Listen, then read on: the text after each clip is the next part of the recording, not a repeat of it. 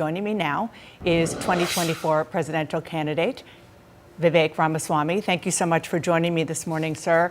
I want to start with what I began the program with, which is this racist shooter killing 3 black people in Jacksonville yesterday. What is your reaction to the shooting?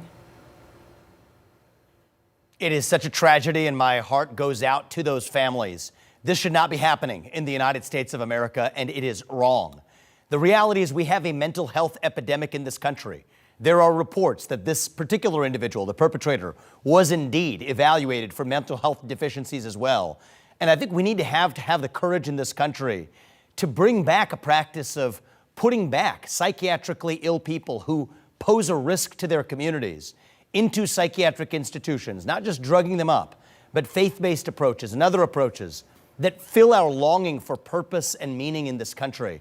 I think it is just a shame that we even have mass shootings like this, be it the one that happened in Florida, be it the recent one, the Nashville shooter in a Christian school, killing 6 in a school. We have to address that mental health epidemic, and we need leaders with the courage to do it. But my heart goes out to those families, and I hope something like this never happens again. Mental health is one aspect of these shootings, and apparently, and we're still learning a lot about what happened. The facts are still coming out. Also, this was very much apparently racially motivated. The sheriff there said point blank that this shooter had manifestos coming, 3 manifestos, and said specifically that he went to this dollar store with the intent of killing black people. I think that is heinous and deserves to be called out for what it is. The reality is we've created such a racialized culture in this country in the last several years that right as the last few burning embers of racism were burning out, we have a culture in this country largely created by media and establishment and universities and politicians that throw kerosene on that racism. And I can think of no better way to fuel racism in this country than to take something away from other people on the basis of their skin color. I've been saying that for years.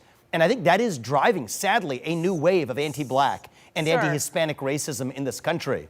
I think the right way forward is if we want to stop hate and discrimination on the basis of race, let's stop discriminating on the basis of race and see what unites us as Americans, because I do not think this kind of racial division and any division is good for us as the United States.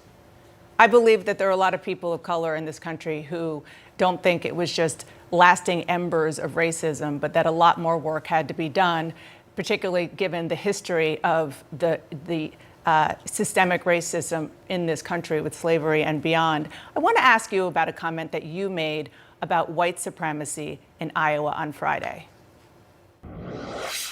I've never once encountered that yet. I'm sure the boogeyman white supremacist exists somewhere in America. I've just never met him.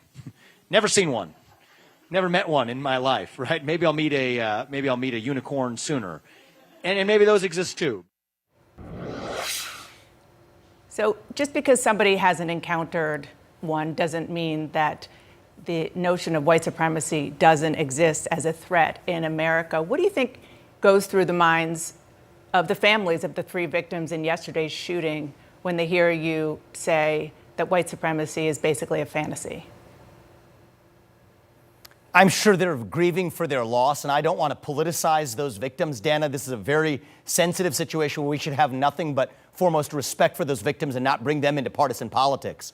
But I was responding to a question where someone asked me, what racism have I experienced in recent years? And I answered honestly, most of that racism has come from the modern left. It's happening during the course of this campaign.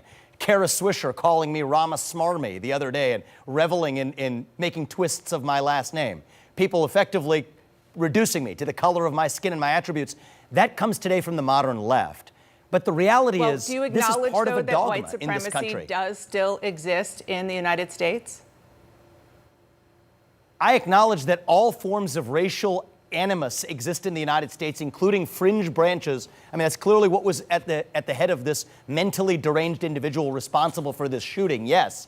But I think there are many forms of mental derangement that cause us to see one another on the basis of our skin color and our attributes. And I think what we need to revive, Dana, and it's my job as the leader, hopefully as the next president, to do this, to revive our doctrine of e pluribus unum, not just celebrating our diversity and our skin-deep attributes, but celebrating what unites us across that diversity. That's what we've forgotten in the United States of America. Our true strength is the set of ideals that unite us. That's my job to revive as our next president. And I think that the next generation in particular is so starved for that, starved for commonality, starved for a nation that is unified, bigger than the sum of its parts. That's what we need to recreate in this country. And to those who say the remedy to past discrimination is present discrimination, I say no. The right remedy is actually abandoning all discrimination and moving forward with colorblind meritocracy in the United States of America. You took it to another level on Friday. In addition to the comment we played, you took issue with comments from Congresswoman Ayanna Pressley. She reportedly said, quote, "We don't need any more brown faces that don't want to be a brown voice." About that, you said, "These are the words of the modern grand wizards of the modern KKK." You know, I'm sure, the KKK was responsible for more than a century's worth of horrific lynchings, rapes, murders of Black people. How in any way are the views you're talking about comparable to the views and atrocities committed by the KKK? What I said is the Grand Wizards of the KKK would be proud of what they would hear her say, because there's nothing more racist than saying that your skin color predicts something about the content of your viewpoints or your ideas. You didn't just say they would be proud. You said these are the words of the modern Grand Wizards of the modern KKK. It is the same spirit. You're right about that, Dana. I think it is the same spirit to say that I can look at you and based on just your skin color, that I know something about the content of your character, that I know something about the content of the viewpoints you're allowed to express. For Ayanna Pressley to tell me that because of my skin color, I can't express my views, that is wrong. It is divisive. It is driving hate in this country. This is dividing our country to a breaking point. That is a debate that is based on nonviolent discussion. That you just said you're using rhetoric, which she said she's using rhetoric. That's one thing. And another thing is to say that she represents and she is a modern version of a KKK, which, as you know, was dedicated to the subjugation and violence against Black people. How on earth is she a modern Grand Wizard of that kind of organization? Let's be intellectually honest and get to the heart of what this debate ought to be about. There is a worldview that says that the remedy to past discrimination is present discrimination, that if you're Black or brown, you have to have a particular point of view. That's from Ibram Kendi. That's from Ayanna Pressley, the people I quoted in my speech yesterday. But can you have an intellectually honest conversation when you accuse her of being a Grand Wizard of the KKK?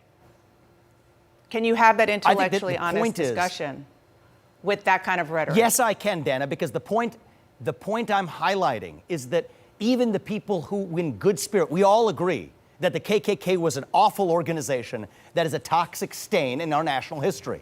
So given that we can start from that point of agreement, now that allows us to say, well, who actually sounds more like that organization today? The people who are calling for more racial discrimination on the basis of skin color. So yes, I think that is an intellectually useful starting point for a provocative discussion that we need to have in this country. The whole point is the KKK wasn't just about rhetoric. We have to speak openly. They lynched people, they murdered people, they raped people, they burned their homes. And that was wrong. Simply that was obviously wrong. Wrong. Okay, so again, that is obviously a wrong thing. If you want to have an intellectual discussion, do you think that maybe comparing her to the Grand Wizard and the notion of what she said to being a modern leader of the KKK was maybe a step too far, or you stand by what you said?